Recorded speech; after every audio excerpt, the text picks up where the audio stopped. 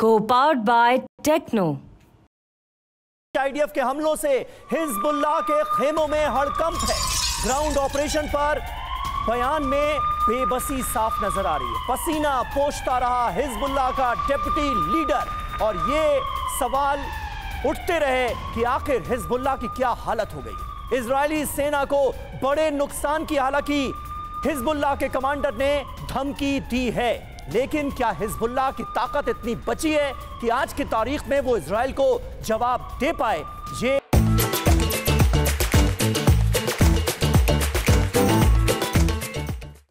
बहुत बड़ा सवाल है, क्योंकि माना यह जा रहा है कि 70% ताकत बर्बाद हो चुकी है, नष्ट हो चुकी है हिजबुल्लाह की।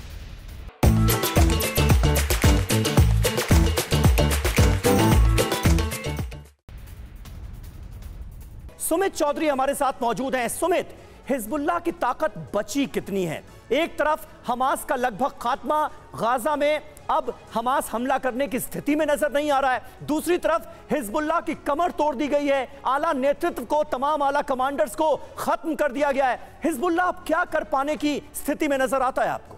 देखिए, सबसे पहले तो आप समझिए कि अभी जो ऑपरेशन चल रहे हैं ये अब क्लोज कॉम्बैट का या फिर क्लोज बैटल चल रहा है, जहां पे कन्वेंशनल तरीके से अब जो ग्राउंड फोर्सेस है मूव करें, उसमें दोनों तरफ नुकसान होता है। इजराइल को भी पता है कि हमें भी नुकसान होगा, लेकिन कैलकुलेटेड वे के अंदर हमें किस तरीके से अपने सेफगार्ड लेके चलना है, शील्ड लेके चलना है, इजराइल इसकी तैयारी कर रहा है। दो बड़ी डेवलपमेंट जो अभी थोड़ी देर पहले हुई है, खासतौर पर इस पूरे ग्राउंड ऑपरेशन के दौरान, ये सबसे पहला ये कि इजराइल ने अब साउथ लेबनान से बेरूट को जोड़ने वाली जो सड़कें हैं, जो मेन हाईवेज हैं, उनको टारगेट करना शुरू किया। मज़गायू के अंदर उन्होंने खासतौर पे हज़बाया के अंदर, बेका वैली के आसपास की सड़कों को टारगेट करना शुरू किया है, क्योंकि उनको पता है कि अगर हम जब ग्राउंड फोर्सेस लेकर घुसेंगे तो सामने से अगर रिटेलिएशन आएगा या ग्राउंड फोर्सेस मूव करेंगी तो उनको रोकने के लिए हमें ये रास्ते ब्लॉक करने पड़ेंगे, ताकि कम से कम वो हमारे पास, हमारे साथ करीब ना आ सके। दूसरा सबसे इंपॉर्टेंट बात है कि हिजबुल्लाह ने एक और वीडियो रिलीज करके कहा कि हम भी बहुत तेजी से अब इनकी तरफ बढ़ रहे हैं। तो निश्चित तौर पर अब दोनों तरफ से ग्राउंड फोर्सेस आपस में एक दूसरे के लिए क्लोज बैटल के लिए तैयार है, लेकिन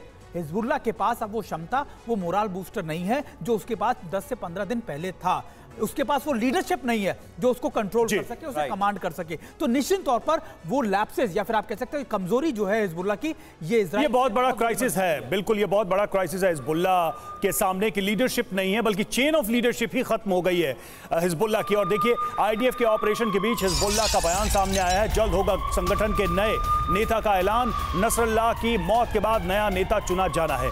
लीडरशिप के लिए रेस में 4 कमांडर हैं और ये अभी एक बड़ी चुनौती है कि चेहरा कौन होगा, कौन हिजबुल्लाह का नेतृत्व करेगा इजराइल की इस कार्रवाई के खिलाफ हिजबुल्लाह का।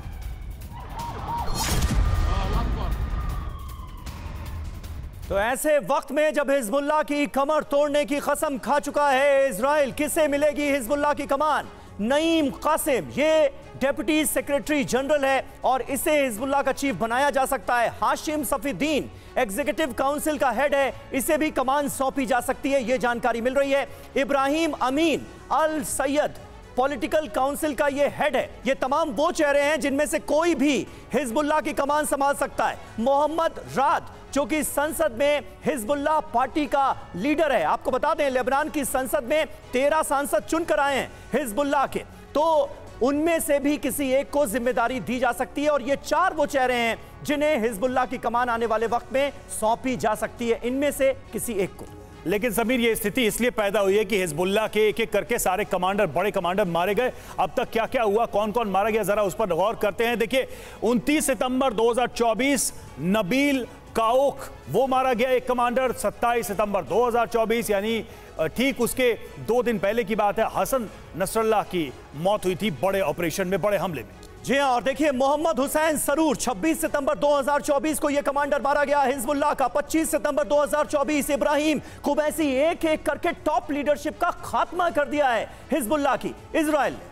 उसके पहले 20 सितंबर 2024 को इब्राहिम अकील मारा गया था और 20 सितंबर 2024 को ही अहमद वहाबे को भी आईडीएफ ने अपने ऑपरेशन में मार गिराया था। तो इस तरीके से ये सारे बड़े चेहरे, बड़ी लीडरशिप खत्म हो गई एक एक करके। और इस वक्त हिजबुल्लाह के सामने तो सबसे पहली बड़ी और प्राथमिक चुनौती यही है कि हिजबुल्लाह का नेतृत्व कौन करेगा और जो पूरी चेन ऑफ कमांड है वो कैसे बनाई जाएगी। Co-powered by Techno।